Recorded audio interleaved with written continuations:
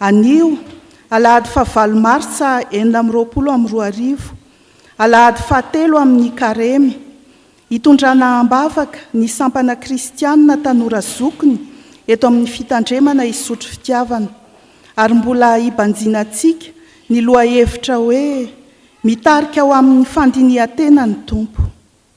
Hitsangana isika hanao ny hira fanentanana ny azakazaka masina.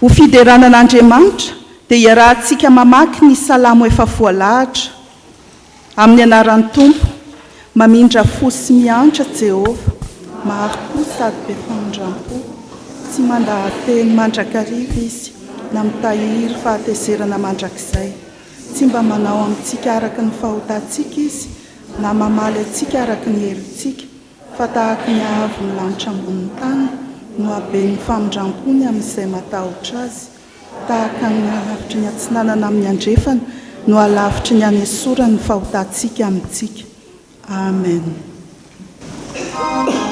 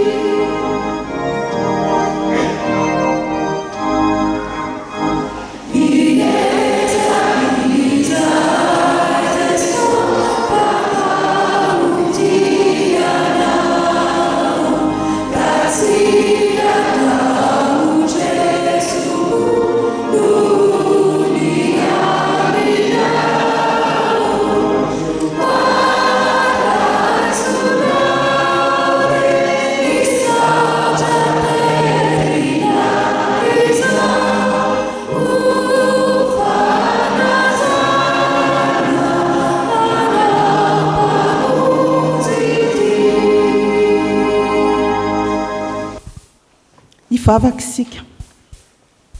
Ry Andriamanitra ray, zanaka, fanahy masina, amin'ny fo feno fankasitrahana no iondreanay manoloana ny seza fiandriananao. Omenao tombony manokana tokoa zahay, tafangona ato an-tempolinao masina ankehitriny. Meteza andray ny saotra, ny aja, ny dera mandaza aterinay ho anao, fa vaovao isa-maraina ny famindramponao aminay, ary ampy mizara ho anay tsirairay avy ny fahasoavanao. Misaotra Jesosy Kristy Tompo, mbola mampijoro eto anatrehanao sy eto anivon'ny fiangonana, ny sampana kristianina tanora zokiny miandrandra ny fitahinao.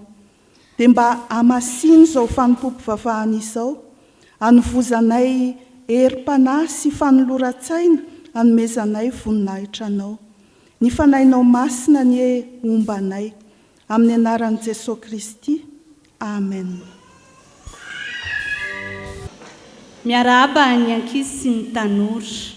Zao dia hitsangana ianareo hanao ny hira efa voalahatra, ary tsy mipetraka raha tsy efa vita ny vavaka.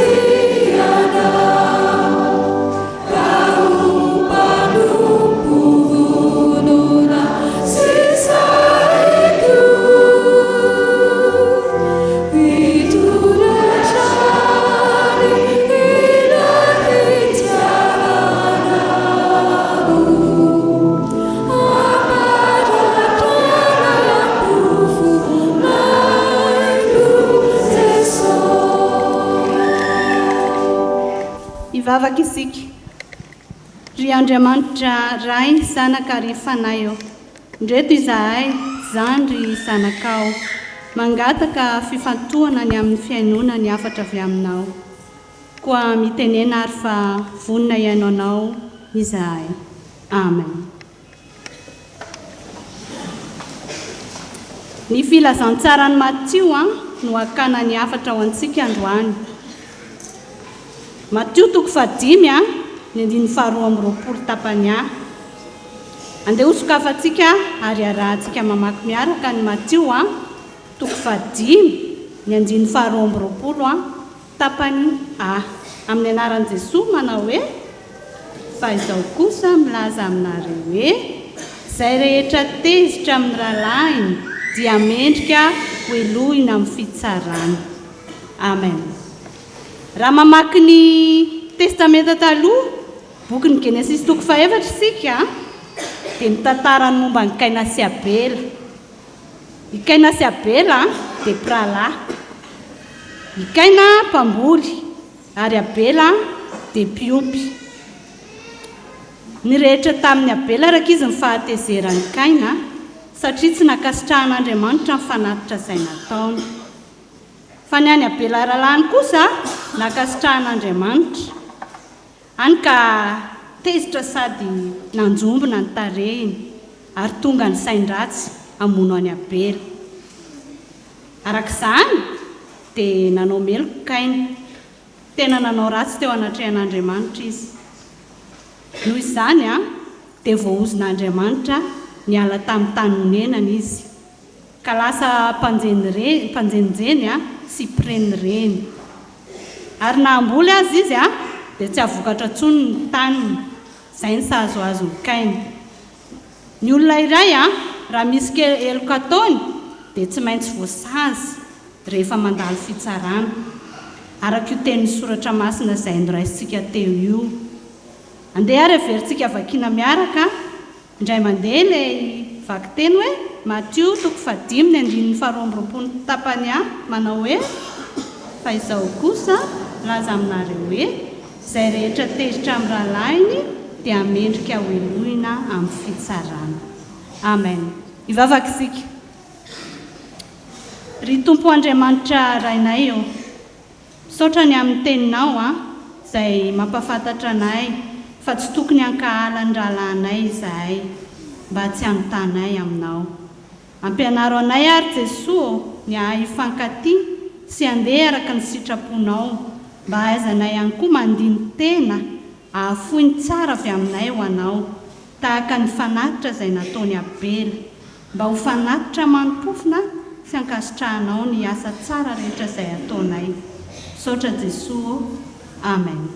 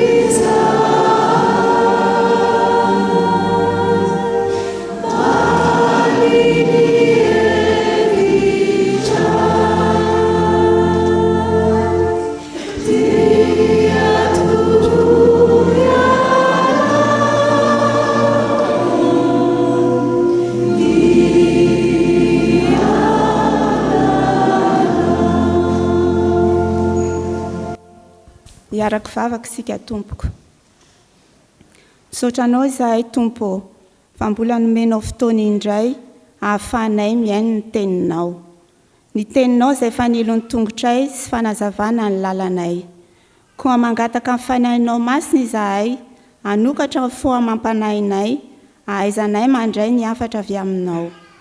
Ny mpanomponao izay tondra ny hafatra ao Tompo, tendreo ny lelany, mba tsy teny afa-tsy izay tianao ambara aminay, ary mba hampandiny tenanay tokoa ny eny teninao. Ary izahay mamaky ny teny dia tsy handiso na handatsaka izay voasoratra. Koa mitenena Tompo fa vonona iaino anao izahay. Amin'ny anaran'i Jesosy no anaovanay izany vavaka izany. Amen. Iaraka mamaky sy iaino ny soratra masina isika ao amin'ny fanekena taloha, boky ny Salamo, Salamo 150, andininy 190 ka hatramin'ny 170. Rehefa hita dia ho vakiana amin'ny anaran'ny Tompo. Fa amin'ny ratsy fanahy kosa dia hoy Andriamanitra, ahoanao no hitorianao ny lalako sy hitondranao ny fanekeko eo am-bavanao, fa ianao mankahala fananarana ary arianao eo voninao ny teniko. Raha mahita mpangalatra ianao dia faly ikambana aminy ary miray anjara amin'ny mpijangajanga. Ny vavanao alefanao hiteny ratsy ary ny lelanao mamorom-pitaka. Mipetraka amin'ny teny ratsy ny rahalahinao ianao sady manendrikendrika ny zanakalahy indreninao. Izany nataonao nefa nangina ihany ao, ka dia nataonao fa mitovy aminao ihany ao. Ananatra anao ao ka andahatra izany eo imasinao. Mihevery izany ankehitriny, ianareo izay manadino an'Andriamanitra, fandrao amiravira ao ka tsy hisy hamonjy. Izay manatitra fanatim-pisaorana no manome voninahitra ahy, ary izay mitandrina ny lalàny no hanehoako ny famonjen'Andriamanitra.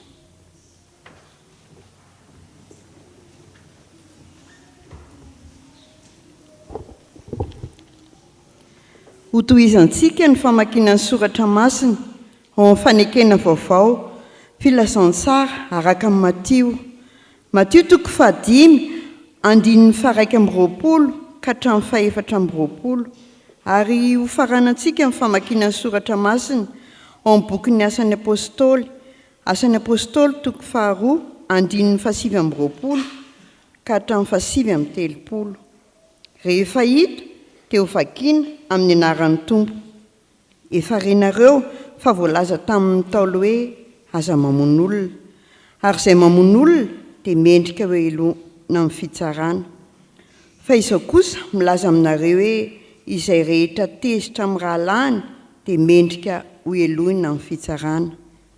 Ary nazovina anao amin'ny rahalahiny hoe olom-poana ianao dia mendrika ho elohina amin'ny Sinedriona. Ary nazovina manao hoe foka elahy dia mendrika ao amin'ny elo mirehetra afo.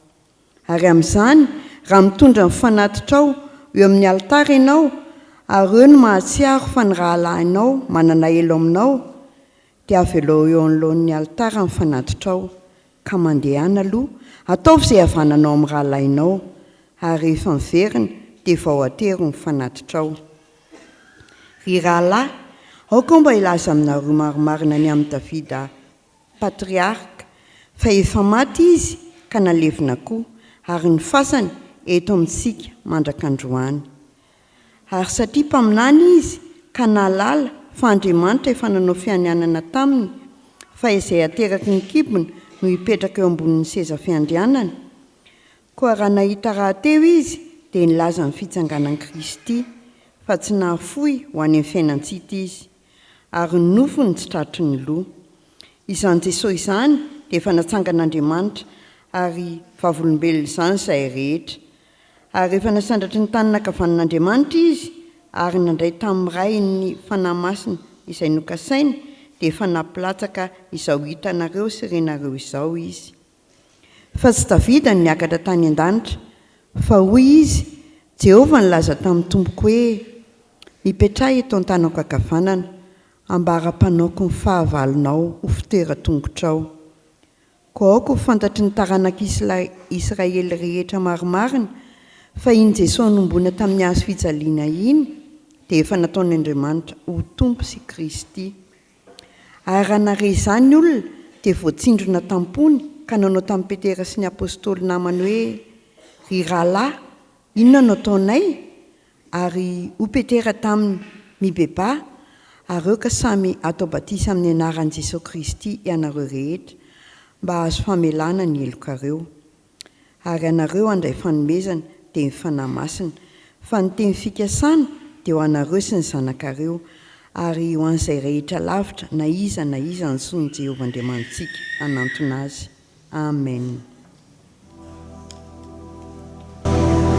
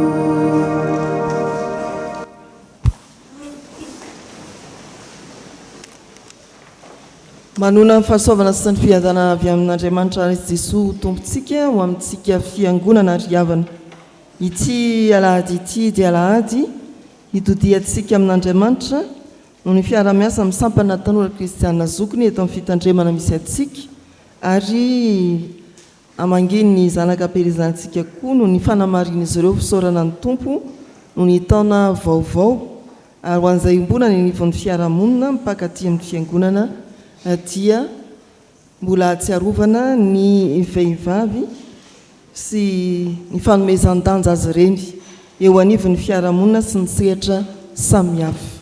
Amin'izany dia manonona ny fampahirezana ho an'ny estekezo, ho an'ny zanakam-pelezana, ho an'ny vehivavy rehetra.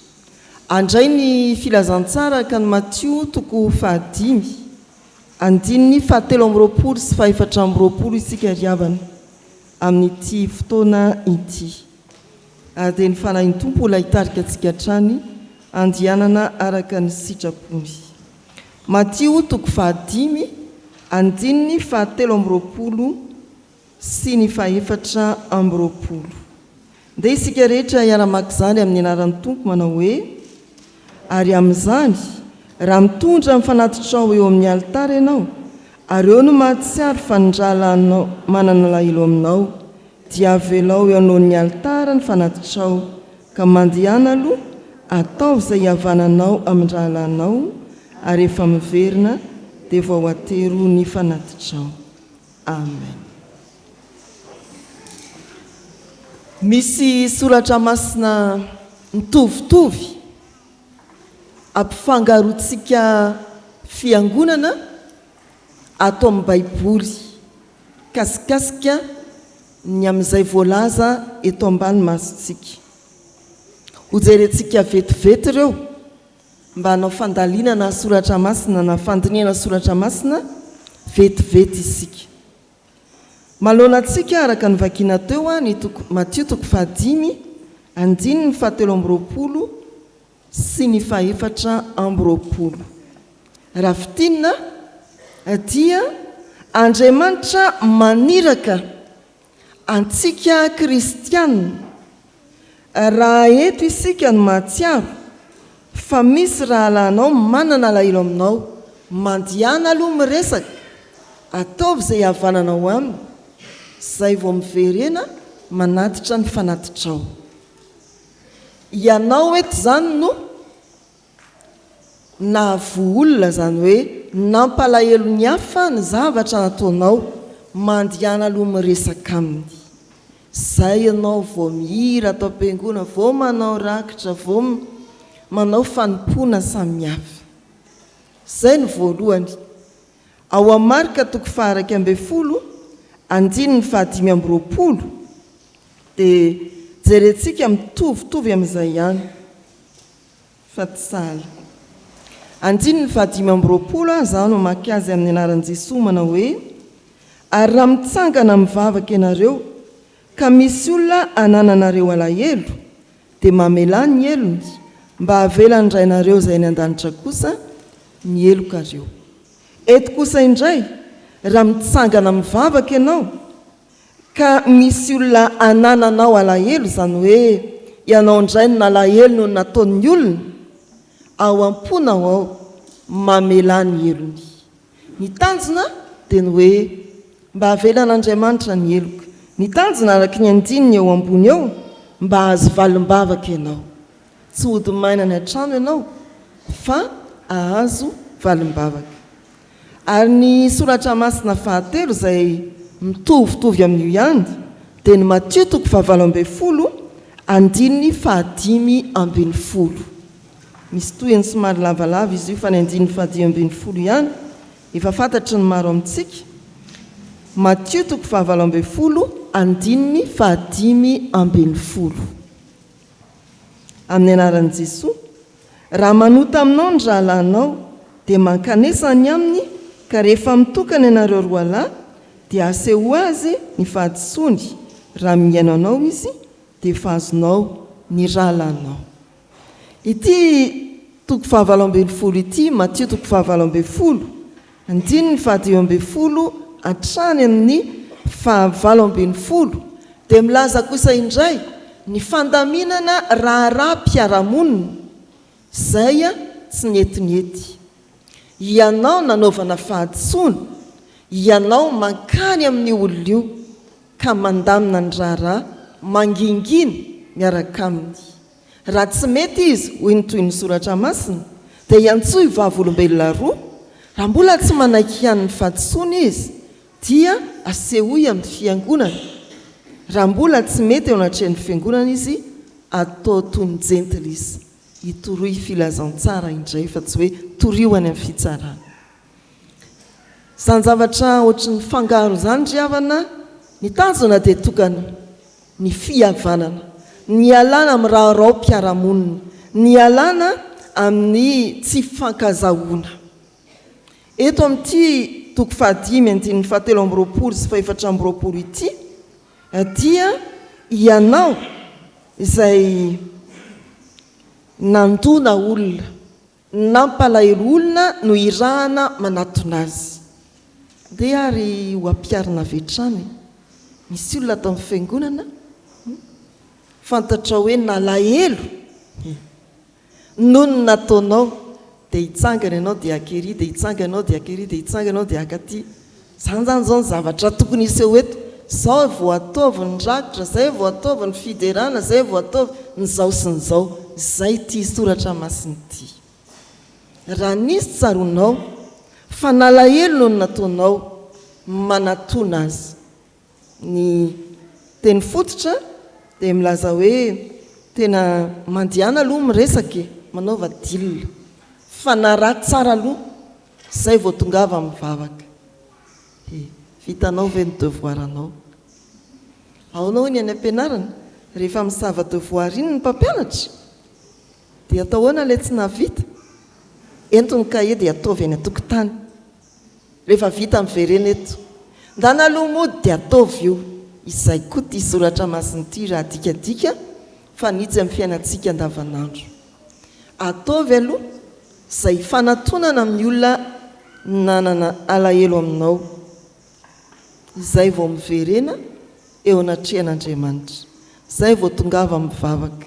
Dia ozy ny tompona andraikitra rahabola fiangonana, izany vao tsy hisy rakitra mihitsy atao am-piangonana. Ravana malala, soratra masina mampandiny tena antsika. Eo izay manoloana antsika, eo izay eo amin'ny marika toko 1:15-20, tao ny fandravonana toromarika ho amin'ny fandravana ny disadisa-piaramonina, Matthieu toko 7:20 manomboka eo amin'ny 5:15. Mitarika antsika amin'ny fandinihan-tena ny tompo amin'ny alalan'ny soratra masina. Eto dia andinika ny tena antsika isika.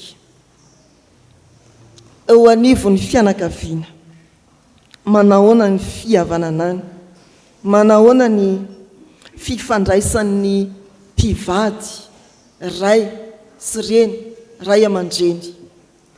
Misy tsy fankazahoana eo amin'ny ray aman-dreny sy zanaka ve? Misy raorao-piaramonina eo amin'ny ray tapo zoko zary na zandry zoko ve? Misy zavatra mikasokasoka ve eo amin'ny fianakaviana?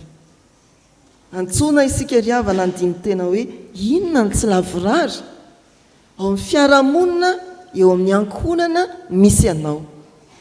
Indraindray dia tapatapahantsika io soratra masina io, na adika antsika vilana ny hoe tsy mahazo mivavaka, tsy mahazo mandray fanasan'ny tompo raha vao tsy madio fo. Tsy izany ny lazain'io soratra masina io, fa izao raha misy zavatra manahirana amin'ny fiaramonina, raha nampalahelo ny hafa ianao, mandihana aloha manatona ny indriny.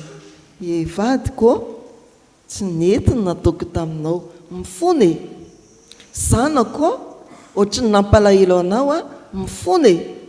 Zoky tena nanahirana anao tamin'ny teny nataoko, azafady zandry nazoky azy ianao, fantatry fanalahelo ianao tamin'ny tsy noheko zavatra iny fa mifony. Zay zany ty soratra masina ity raha ampiarina mivantambantana. Fa tsy hoe tsy nety nataonao ranga tody damosina zao. hitakoa raha amela na tsy amela na rangahananao zay ampalahelo andramatoa dia ianao no teo tezitezitra foananiko andro mivehivavy andro mivehivavy ndraso za tsy anatonao zany ity riavana dia izany irahana isika anatona zay fantatsika fa nampalahelovitsika nalahelo no ny zavatra nataotsika ataovy aloha ny entomody dia zay vao manatera rakitra izy amintsika ny tsy hivoaka miarabanao raha ohatra ka hoe tsy isan'izay tratran'izany ianao mampaheranao kosa raha eto ianao iranany hoe mandihana reny aza vela hitoetra ao amin'ny alahelo ny olona zay nalahelo noho ny nataonao ny faharoa eo anivon'ny fiangonana mety mieritreritsika hoe aty amin'ny fiangonana dia tsisy adiady zany aty amin'ny fiangonana milamina be ohatra ny fiteny any ivelan'ny fiarahamonina milamina be ohatra ny ampiangonana izany tokoa ve fifandraisako aminao fifandraisanao amiko fifandraisanao amin'ny tompony andraikitry ny sampana miadidy anao fifandraisanao amin'ny olona iadidinao eo anivon'ny sampana izany tokoa ve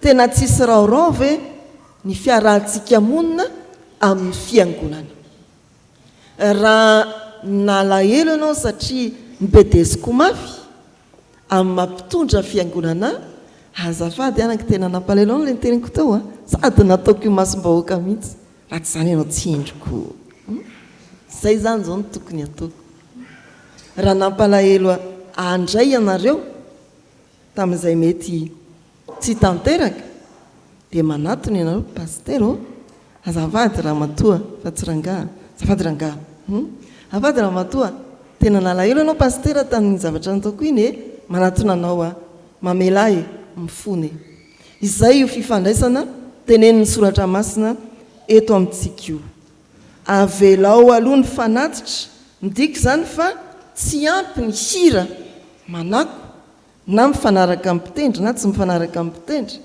tsy ampy ny rakitra be dehibe tsy nakory ny vavaka sandratsika raha mbola tsy navita averina devoir ny tsirairay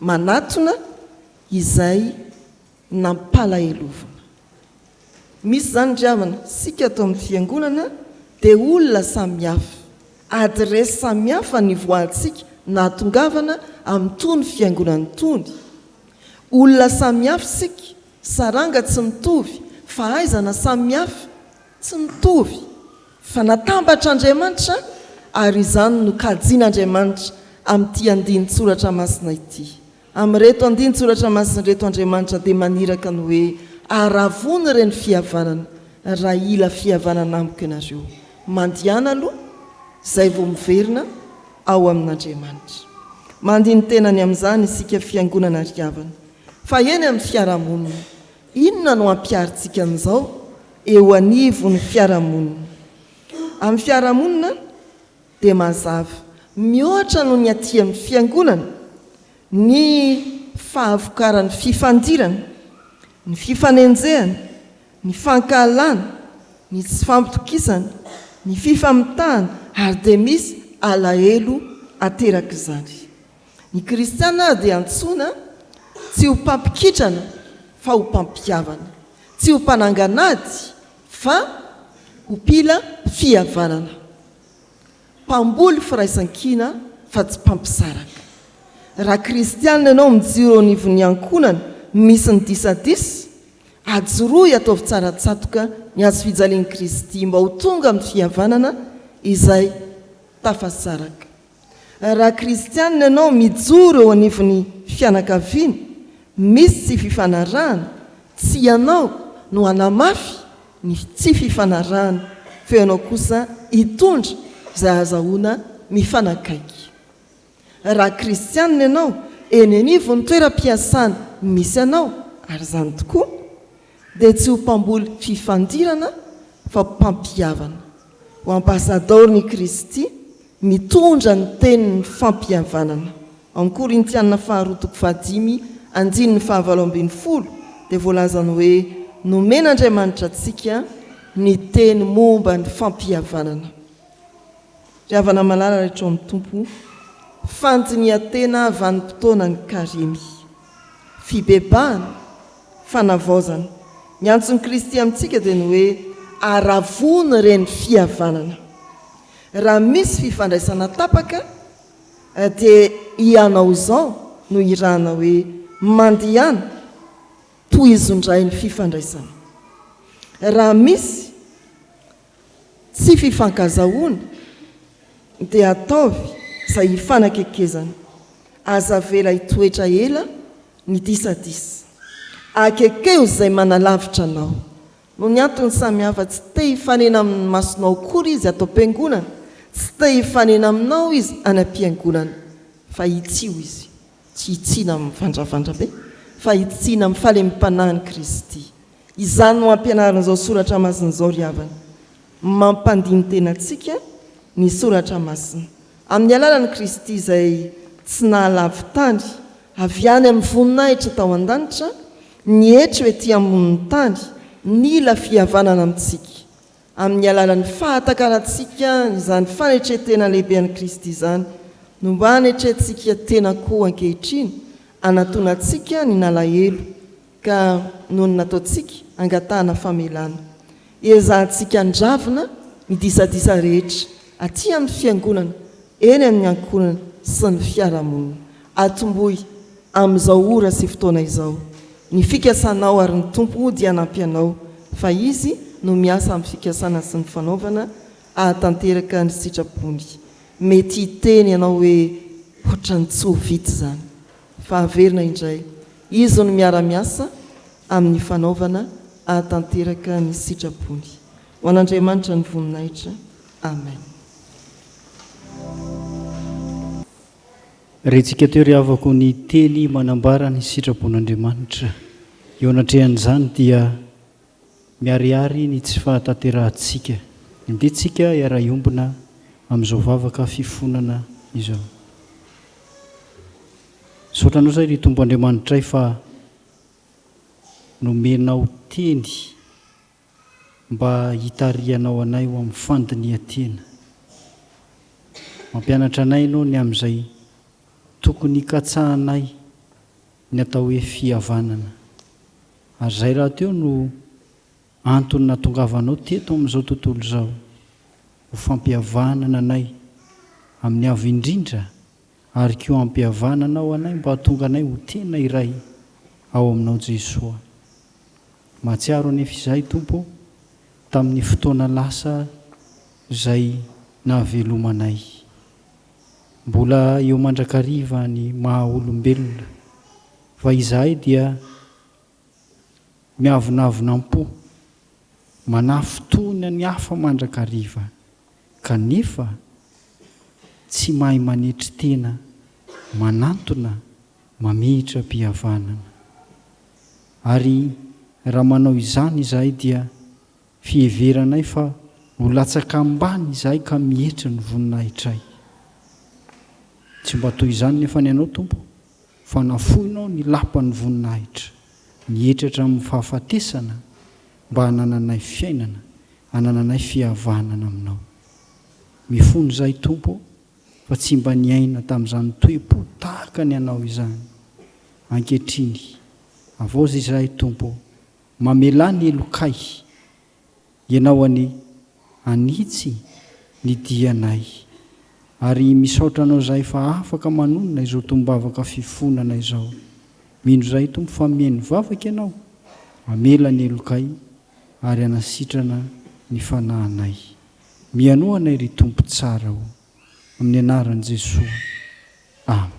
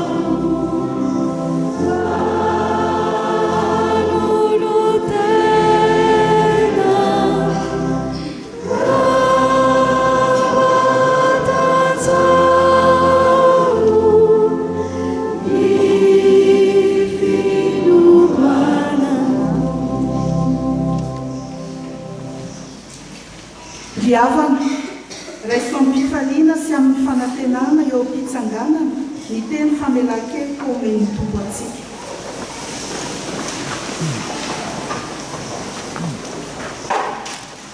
Hoy ny tompo, raha miaiky ny fahotantsika isika dia matoko marina izy ka mamela ny fahotantsika sy manadio antsika ho afaka amin'ny tsy fahamarinana rehetra. Voavela ny elokareo noho ny anarany masina. Alleluia, amen.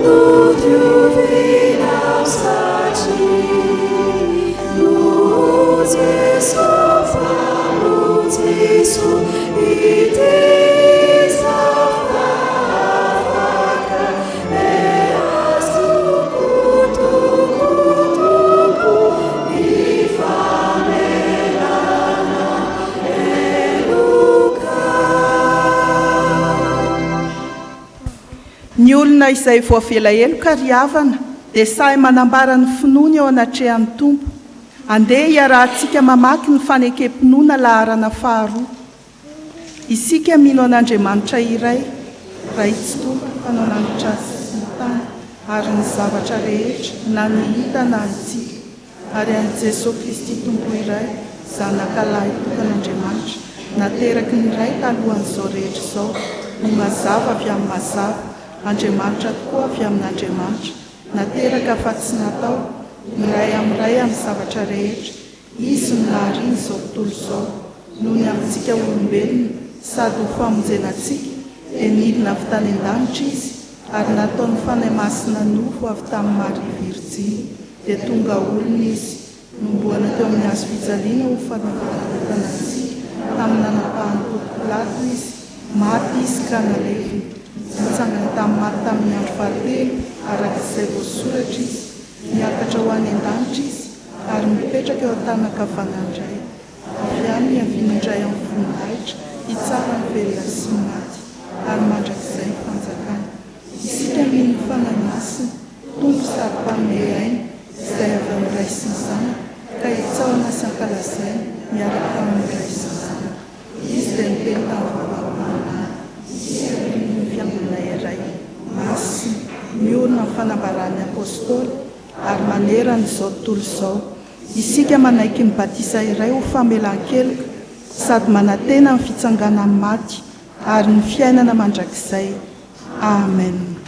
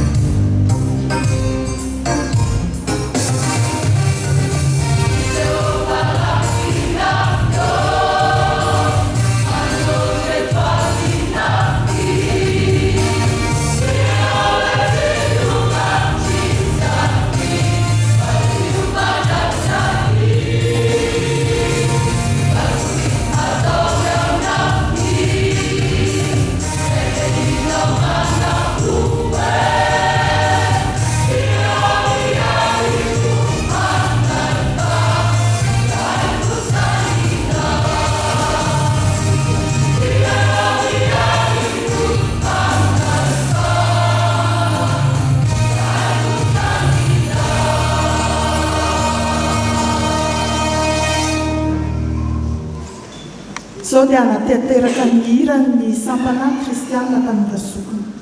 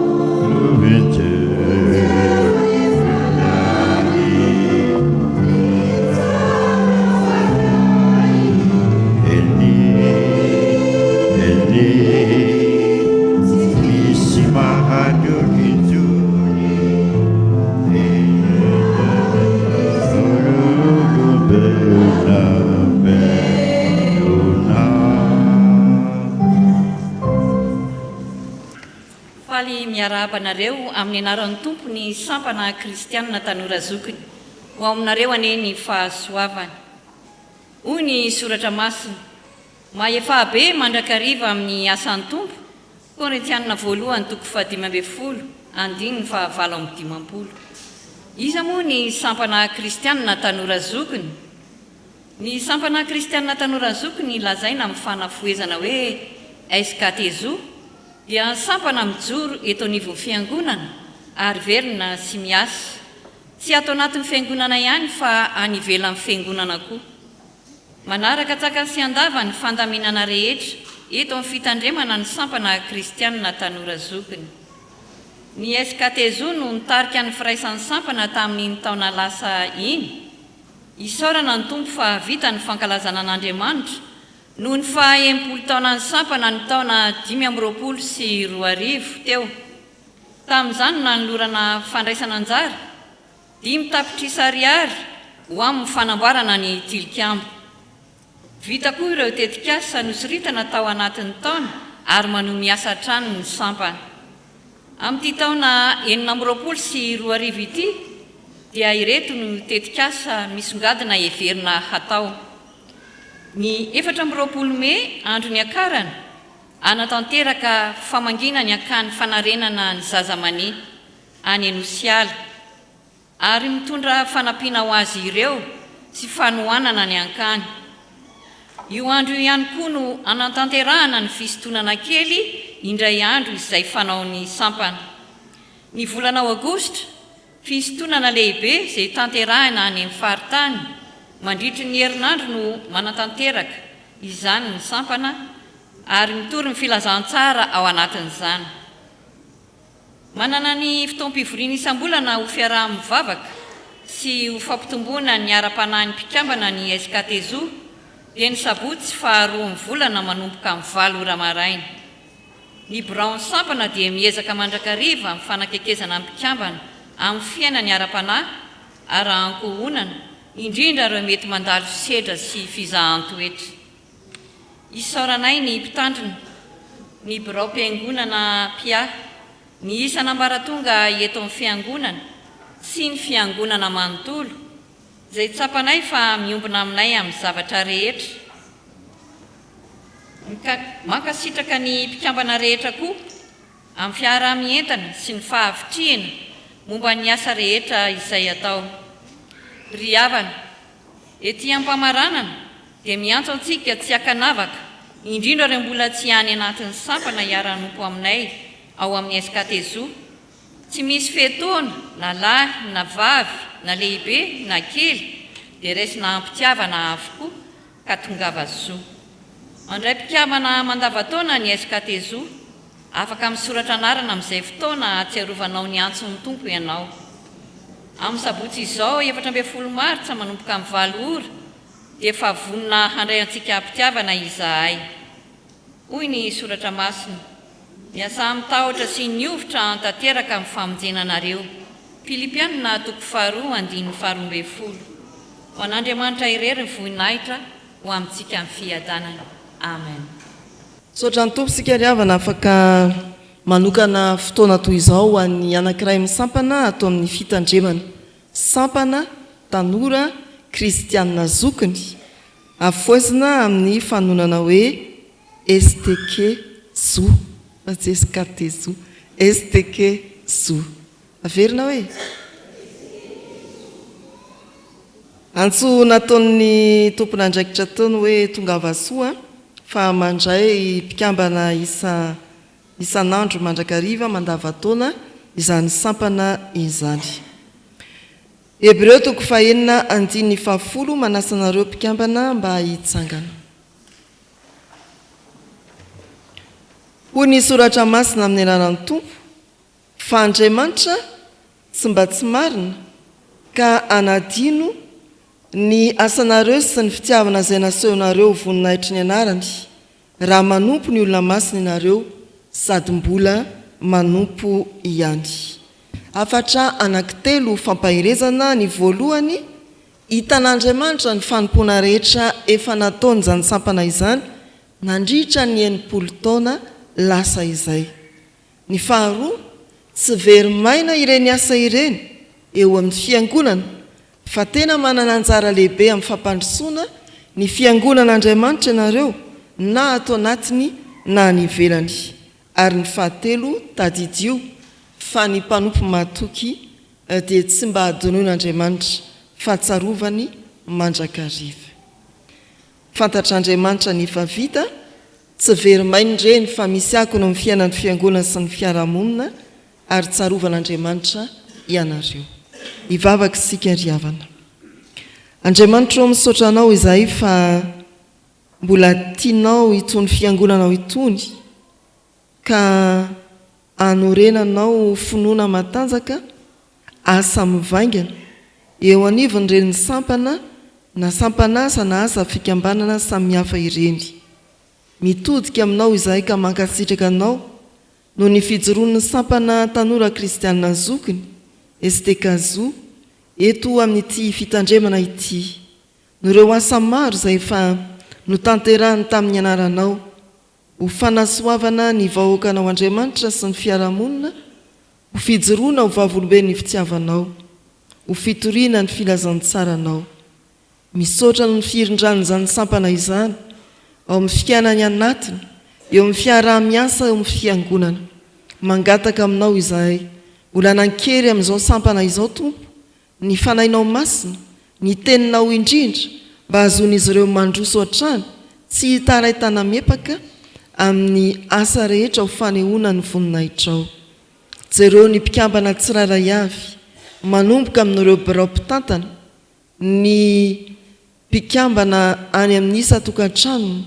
Andriamanitra, ataovy mahita fifaliana amin'izao fanoratena masin'izao izy ireo, ary mandroso hery koa dia ho voatahiry mandrakizay eo amin'ny fanjakanao. Mangataka aminao mba ho ambinina sy ho salama amin'ny zavatra rehetra izy ireo, tahak'izay nambinanao ny fanainy ihany.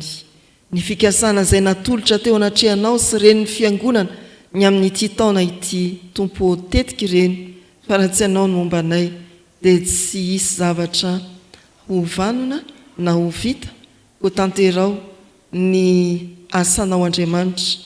Hitanao ny fanoratena ny retom-panomponao dia aseho anatin'izany ny herinao sy ny voninahitrao. Misaotra Tompo amin'ny anaran'i Jesosy Kristy. Amen. Aoka hipetraka ianareo. Raha soa anareo ry havana, ny Tompo ampitombo hery hatrany, ampitombo isa koa ho voninahitry ny anarany. Dia tsika iara-iombona amin'izao vavaka fangatahana izao.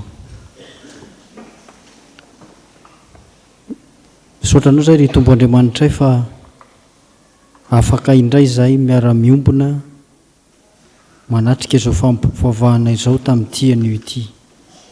Misaotra fa nandre ny sitraponao izahay, ary indro fa rehefa vonina ny bebaka eo anatrehanao dia nomenao teny famomeza tokony amin'ny famelana ny elokay.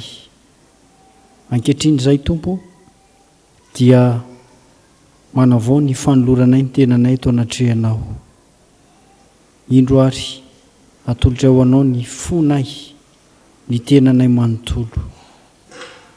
Ny fitiavanao ane Jesosy anapaka am-ponay, ary zahay dia azoto mandrakariva iaina amin'izany fitiavanao zany.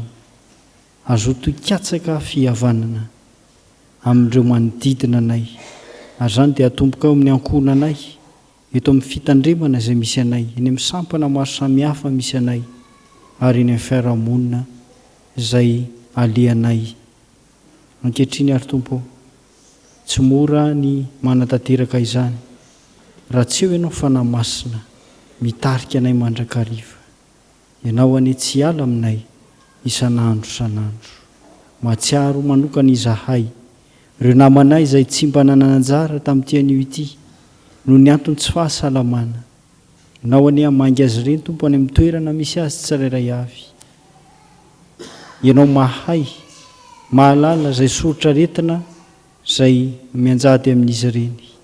Vaingany ianao Tompo, miasa ianao amin'ny alalan'ny mpitsabo sy ny fanafody maro samihafa mba hananan'izy ireny indray fahasitranana, fahasalamana, azo miara-miombona aminay amin'ny asa fanompoana toy izao. Misy ihany koa ireo manam-pahoriana Tompo, mafy ny fisarahana manaina.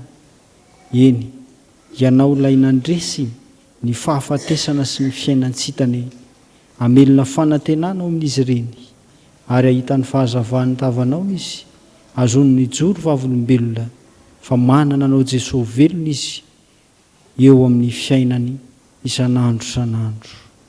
Ao ihany koa ireo manana olana maro samihafa, ianao ane ara-miatrika amin'izy ireny mandrakariva, hamany olana ianao izay sakana tsy androsony amin'ny fijoroana vavolombelonao, amin'ny fahavelomanao ny amin'ny famonjenao.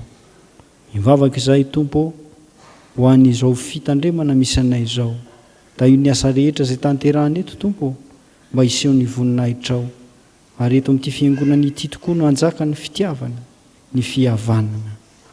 Ary mivavaka koa izay Tompo ho an'ny tanora, sampana tanora kristianina zokiny, renao daholo ny vavaka rehetra izay notononina teo anatrehanao. Ahatanteraka izany anie ianao ary ianao mihoatra noho izay nangatahana aza raha mahasoa azy ireo. Mivavaka izay Tompo ho an'ny firenenay, ianao anie anjaka amin'ity Madagasikara ity, ampanjaka ny fahamarinanao, indrindra ho an'ny mpitondra isa tokony mba ho amin'ny fahatahorana anao no entiny mitantana izao firenena izao.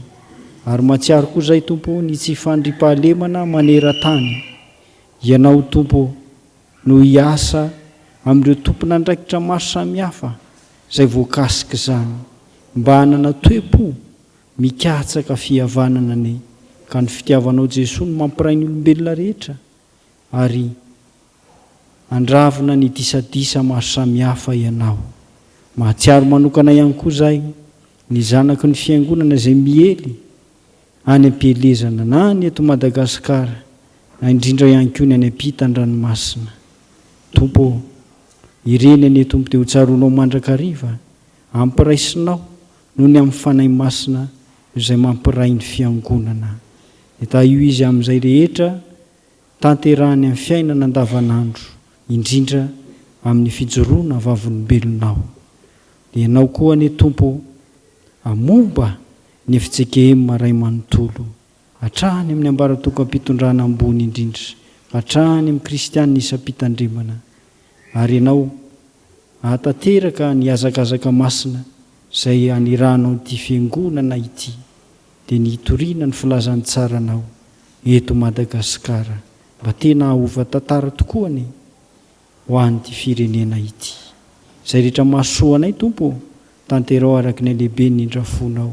Sitrakay mampiombony izany amin'ilay vavaka nampianarinao manao hoe rainay izay ny an-danitra, mba masinany ny anaranao, ho tonga anie ny fanjakanao, atao anie ny sitraponao ity atany ho tahaka ny an-danitra. Meo anay anio izany saza ao anay, ary mamelany elokay tahaka namelanay izay meloka taminay, aza mitondra anay ho amin'ny fakampanay, manafahanay amin'ny ratsy, hanao ny fanjakana sy ny hery ary ny voninahitra mandrakizay. Sotra ny mpitantsoratry ny fivoriana ao Ombrao nanolotra antsika ny tsara ho fantatra momba ny asan'Andriamanitra. Voalohany dia mitodika amin'ny reny mpianakaviana sy ny vehivavy rehetra, te ampatsiahantsika ny hoe raha manome lanjantsika ny fiarahamonina, mihoatra noho izany ny lanjantsika eo anivon'ny fiangonana, mba hitsangana hoe ny vehivavy rehetra na kely ianao na lehibe, vehivavy tena vehivavy ny soratra masina no abolana faraka amin'ny 7:7 no vakina amintsika ary ametrahana hafatra ho antsika. Voasoratra hoe amin'ny anaran'ny Tompo, fitaka ny hatsaran-tare ary zava-poana ny hatsaram-bika, fa ny vehivavy matahotra an'i Jehova no hoderaina. Arak'izany soratra masina izany, ny lanja ny vehivavy, izany hoe ny fanomezan-toerana ny vehivavy, tsy hoe ny lanjanao ngezangezana bebe na kelikely, dia tsy miankiny amin'ny hatsaram-bikanao na ny hatsaran-tarehanao, fa miorina indrindra amin'ny fahatahoranao an'Andriamanitra. Manandanja ianao rehefa vehivavy matahotra an'Andriamanitra. Izay ny voalohany. Ary vokatr'izay ny vehivavy matahotra an'Andriamanitra, araka ho abolana faraka amin'ny 7 ny fizarana farany, dia manangana fianakaviana, manamafy orina ny fiangonana ary manampy ny fiarahamonina. Raha vakitsika izany ho abolana izany, dia mazava ireo zavatra telo ireo manangana fianakaviana ny vehivavy matahotra an'Andriamanitra, manamafy ny fiangonana ary mandray anjara amin'ny fampandrosoana ny fiarahamonina. Afatra ary dia ny hoe ho vehivavy kristianana kely ianao na lehibe, tsaroanao fa tena fanomezana avy amin'Andriamanitra ho an'ny fiangonana sy ny fiarahamonina ianao. Isika fiangonana ny fiarahamonina koa dia atsiaro fa ny vehivavy matahotra an'Andriamanitra dia fanomezana lehibe avy amin'Andriamanitra. Ny tompany ombanareo ry havana, aoka hipetraka isika. Fa mitodika amin'ny zanaka ny fiangonana ampielezana. Mamerina ny zanaka ampelezana isika ny fikambanana raha efa nisy zany tany alohaloha tany fa dia miezaka mamerina isika. Araka izany dia vao miainga ny asantsika fa mahafinaritra ny hoe afaka miainga isika. Mba mangataka ireo zanaka ampelezana tonga eto hitsangana aloha zao.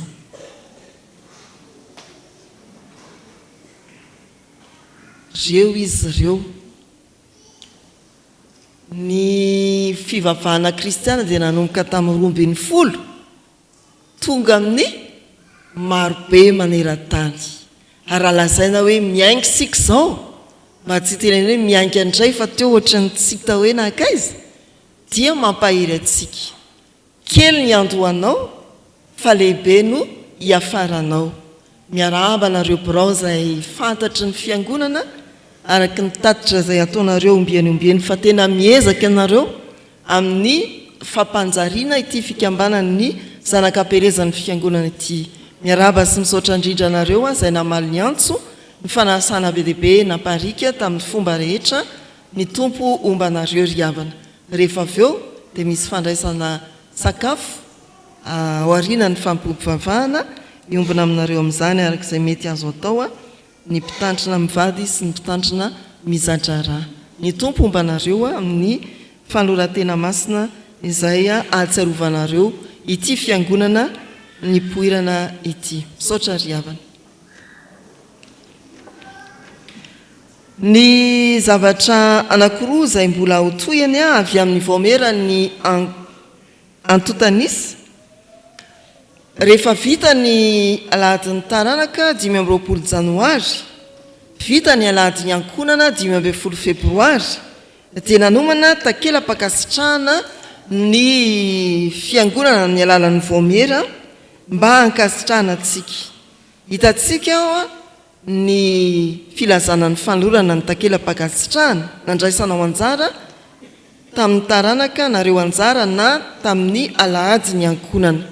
Ny anarana izay nitononona tamin'izany ery amin'ny vodipejy ambany akavia somary miafina dia ny fandraisana anjara nataontsika ho an'ny asan'Andriamanitra tao anatin'ireny fanavaozam-panoratena ny isa-taranaka na isan'ankonana ireny.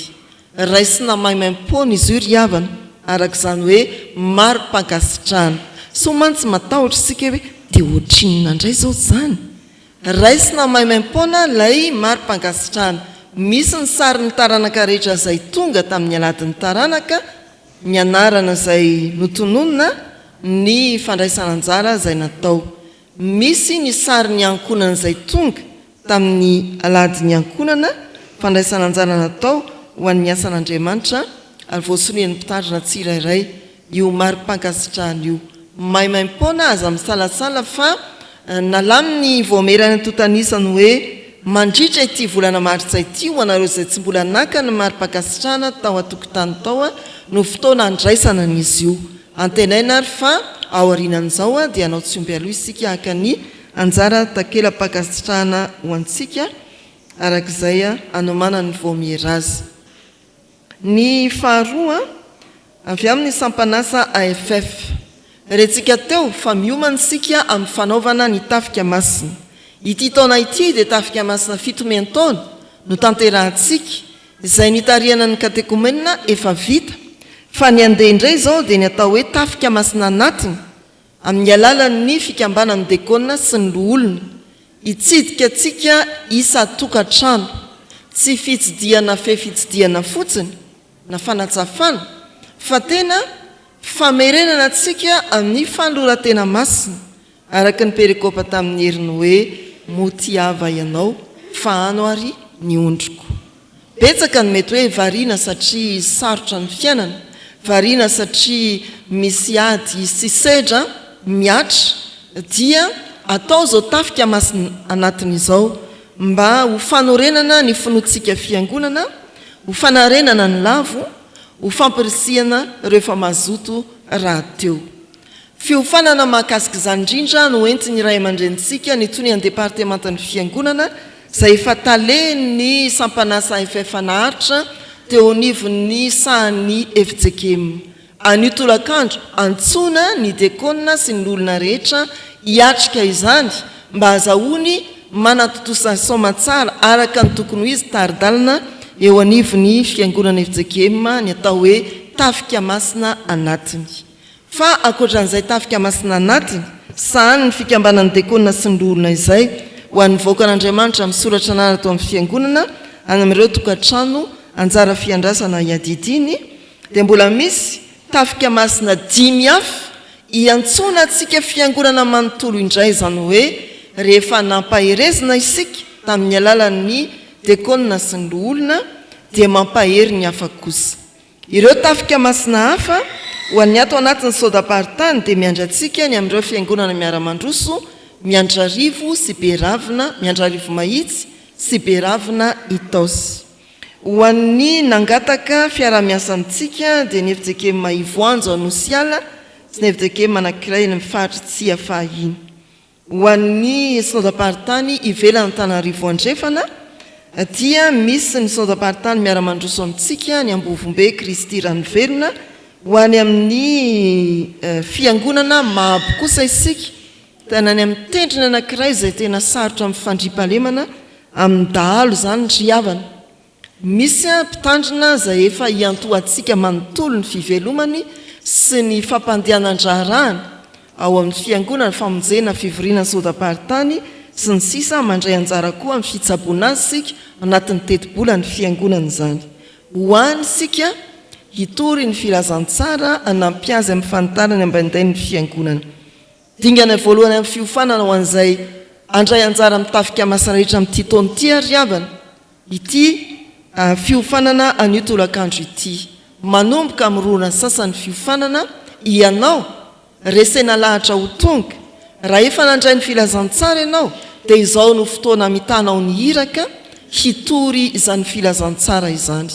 Raha mbola tsy nandrehanao, tongavy fa ao anatin'io fotoana io no mety hamangino ny tompo anao ka hanairana anao mba hifo tsy ho tafandrimandry, isan'izay hiaina ny soratra masina hoe rehefa nibebaka ianao dia ampaherezo ny rahalahinao.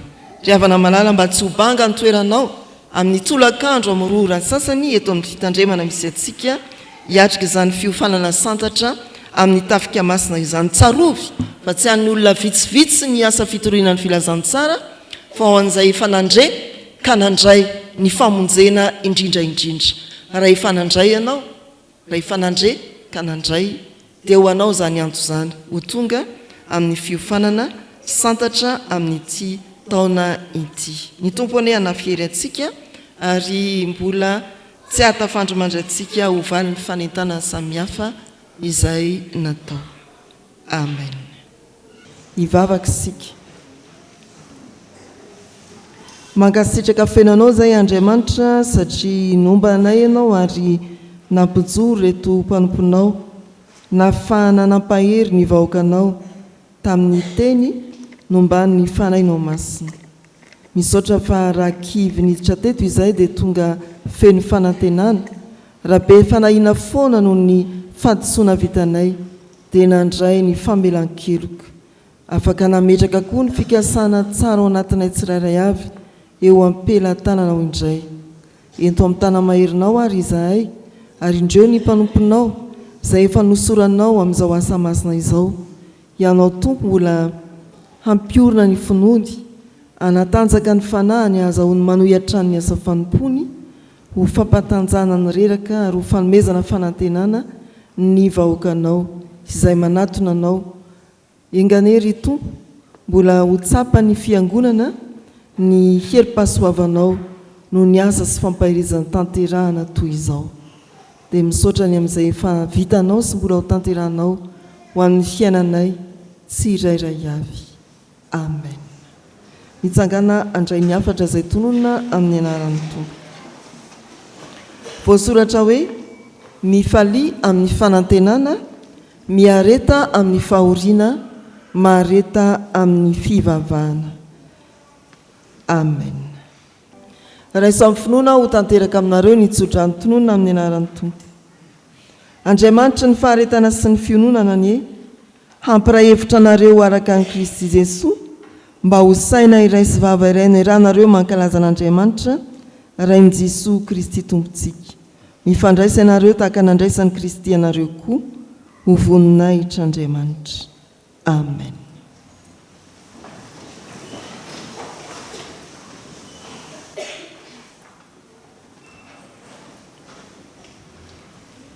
Ho an'Andriamanitra irery anany ny voninahitra amin'ny anaran'ny Ray sy ny Zanaka ary ny fanahy masina. Amen.